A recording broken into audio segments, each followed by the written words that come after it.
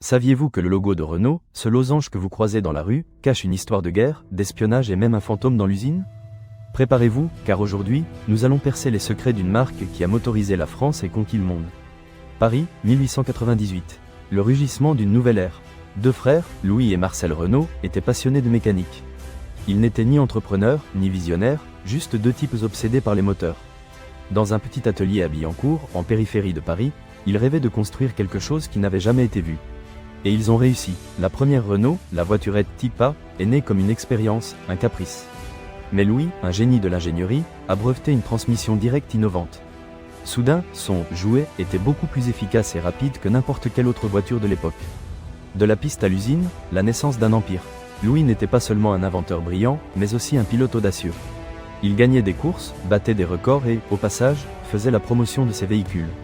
La demande a cru de façon exponentielle. Ce qui a commencé comme un hobby s'est transformé en une entreprise.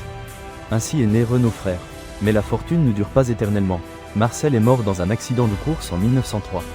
Louis a été dévasté, mais il a continué. L'entreprise a grandi, l'usine s'est agrandie. Renault est devenu synonyme d'innovation et de luxe. Des voitures aux chars, la guerre change tout. La Première Guerre mondiale a tout changé. Renault a été contraint de produire des armements, des camions et, surtout, le légendaire char FT-17. Ce véhicule léger et agile a révolutionné la guerre moderne et a consolidé Renault comme un géant industriel. Mais la guerre a aussi laissé des cicatrices. Louis Renault a été accusé de collaborer avec les nazis pendant l'occupation de la France. Après la libération, il a été arrêté et est mort en prison dans des circonstances suspectes. Son empire a été nationalisé. Une fin tragique pour un pionnier. Le losange renaît, innovation et controverse.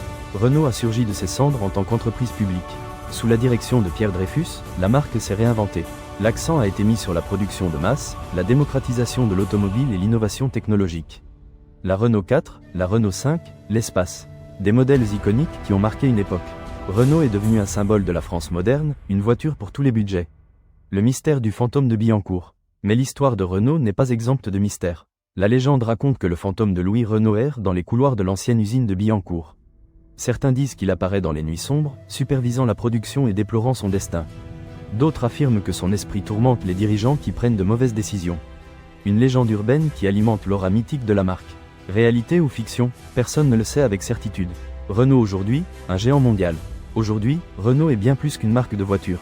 C'est un géant mondial avec des alliances stratégiques avec Nissan et Mitsubishi. Une entreprise qui continue de miser sur l'innovation, la durabilité et la mobilité du futur. Des voitures électriques aux véhicules autonomes, Renault reste à la pointe de la technologie. Une marque qui a su s'adapter à son époque, sans oublier son héritage. Le losange, un symbole de l'ingéniosité française. Le logo de Renault, ce losange qui a évolué au fil des ans, est bien plus qu'un simple design.